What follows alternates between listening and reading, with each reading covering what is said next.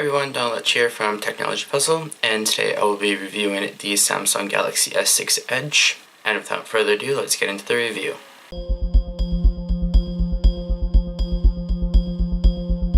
So the design of the S6 Edge is very similar to Apple's iPhone 6 and 6 Plus in the sense of that it is basically glassed the same. It has the same white color to it and glossy color to it, and buttons are located pretty much in the same spot. However, with the S6 Edge, the SIM card slot is on the top versus the side, and the power button and volume buttons are different as well. I love the design of Apple's iPhones, and I'm glad that Samsung decided to do a design very similar to it, and it is very clean and simple, and pretty much the S6 Edge and the normal S6 basically shares the exact same specs. Well, they do actually share the exact same specs. The only difference being is the screen, which I'll talk a little bit more about in a little bit. The phone includes touch capacitive buttons on the bottom of the screen, which I'm kind of not a fan of. Yes, it's handy to have, but how Samsung has incorporated it is there's a back button and a task view button, and typically the back button would be on the left side and task manager would be on the right side. But with the S6 Edge, it's opposite, so the task manager's on the left and the back button's on the right, and I find it really confusing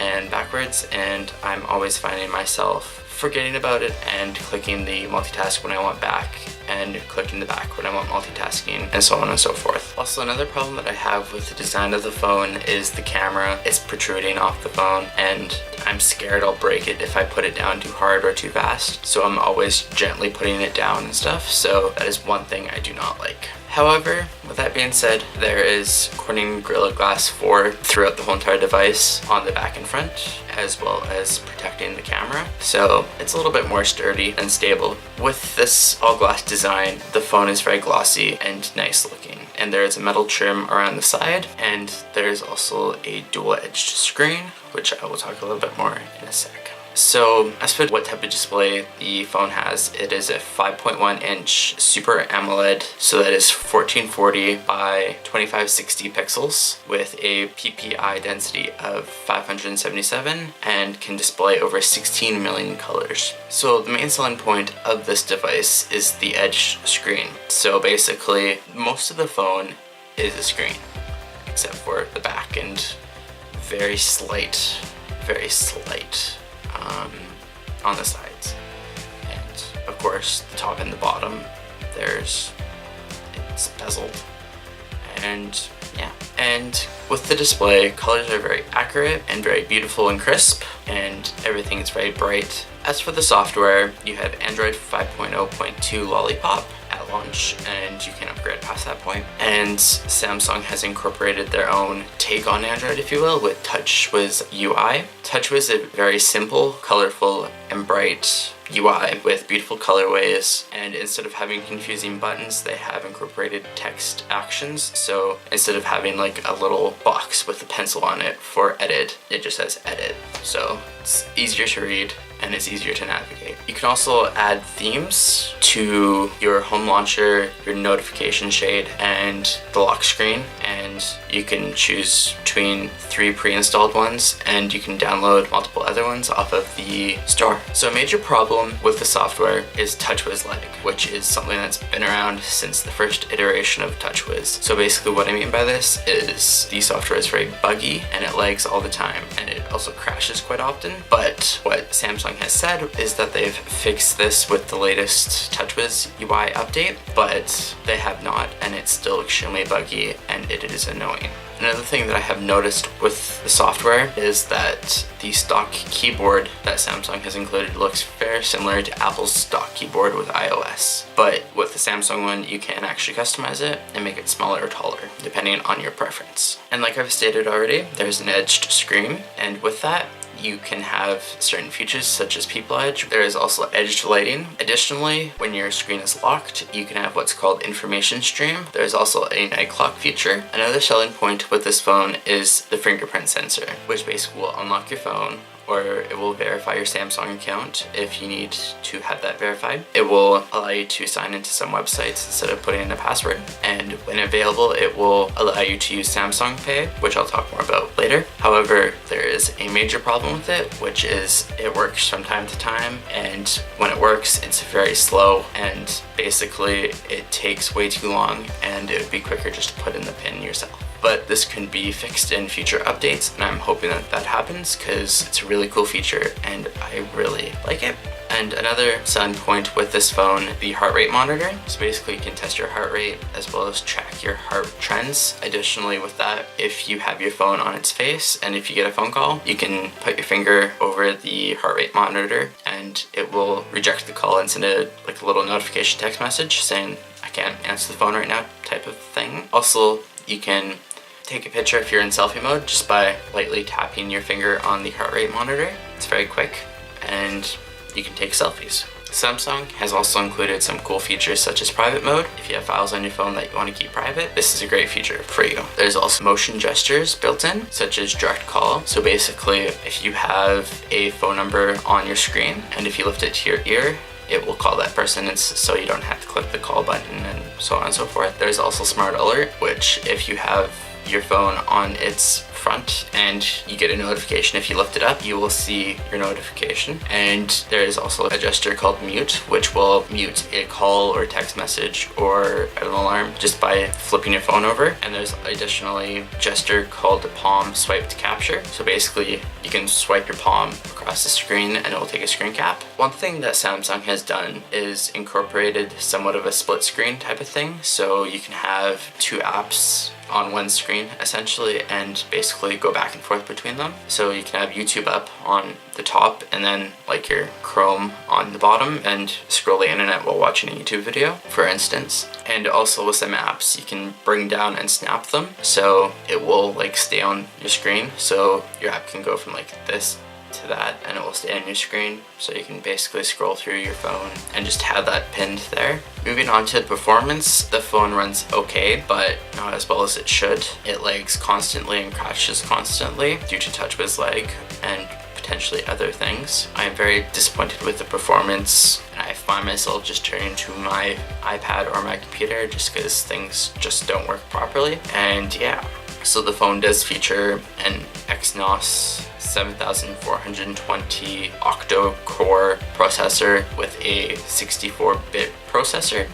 and 3 gigs of RAM, and can get up to 2.1 gigahertz of speed. So things should be running smooth, but it doesn't. However, I find that I can get a somewhat decent experience when I open up an app and have it running. As for the camera, with the S6, on the rear you have a 16 megapixel shooter which can take pictures in 5312 by 2980 pixels, and you can film videos up to 2160p. That is the standard for Ultra HD TVs, so 4K, and that is filmed at 30 frames per second. You can also record in 1080p at 60 frames per second and 720p videos at 120 frames per second. Pictures and video comes out very beautifully and well lit, and colors come out pretty accurate. I've taken pictures in almost every lighting situation and I have not had a problem.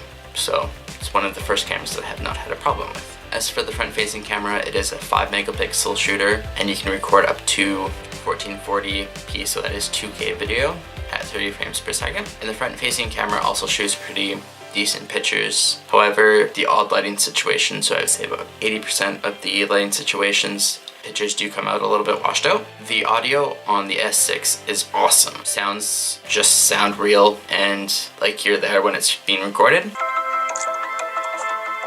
Additionally, there's an advanced equalizer, so basically you can have adaptive sound, Sound Alive Plus, and Tuba Amp for a truly immersive experience. But I do wish that they had this equalizer on apps that do support equalizers. As for the battery on the phone, you have a lithium-ion 2600 milliamp hour battery, which can give you approximately 7 to 11 hours of usage. The phone does also support wireless charging as well as fast charging. As what you get for connectivity, you have Bluetooth 4.1, dual band Wi-Fi 802.11 ABGN and AC. You have NFC, micro USB port with USB 2.0 support, and internally you have 32 gigabytes of storage. You can also get a 64 gig or 126 gig. There's also LTE speeds up to 300 megabit per second downloads with this phone. Samsung is additionally bringing Samsung Pay, which is going to be available sometime in the summer, probably, to the S6 line with NFC and magnetic secure transactions. So basically, you can pay for your things with your phone, and I think Samsung is going to dominate the mobile payment game, because with this, you can basically use your phone at any credit terminal, just because it doesn't need to have a special NFC chip compatibility thing on it. As for the pricing, the S6 Edge is $349.95, and I got it on a 2-year contract through Bell Mobility. If you're to buy it outright, it will cost you $829.95. However, there is a normal S6, which is the same specs but without the Edge screen. You would pay $249.95 on a 2-year contract with Bell, and outright it will cost you $729.95. So basically it is $100 cheaper. Pros with the Samsung Galaxy S6 Edge is that it is a spec-heavy phone with a great camera, speaker, advanced equalizer, fingerprint sensor, heart rate monitor, and has a beautiful design, even though it looks pretty similar to the iPhone 6 and 6 Plus. Furthermore, there is a beautiful UI skin, a fairly decent battery life. Additionally, will include Samsung Pay. Furthermore, the edged model includes a dual edge display. However, with the S6, there are quite a few flaws. The fingerprint sensor is very buggy and doesn't work half the time, and when it does, it's very slow to register. The location of the back and task buttons are confusing and backwards. TouchWiz lag. Now, I say that this is a pro, but it is a con as well. The dual edge display. Why I think this is a con is because it really doesn't offer that much for $100 more versus the normal S6. So my takeaway with this phone is that I wished I bought the normal S6, because the normal S6 and the S6 Edge shares the exact same specs, and the Edge just has a dual edged screen that isn't very useful for an extra $100. But other than that, it is a decent phone, but can be without the lagginess of TouchWiz and a better and faster fingerprint sensor. If someone were to ask me would I recommend this phone, I would say no, but I would say maybe go with the normal S6, and I would wait until Samsung fixes the bugginess with the operating system as well as the fingerprint sensor. Then I would say I would consider it. So I would give the design 5 out of 5, I would give performance 2 out of 5, I would give the operating system 4 out of 5, I would give features 5 out of 5, and I would give it value 4 out of 5 with an overall value of 4 out of 5. Thank you for watching this review. I have written a companion review to this, so I will leave the link to that down below, so if you want to go check that out, that'd be awesome. And I hope you enjoyed this review, and I shall see you in the next one.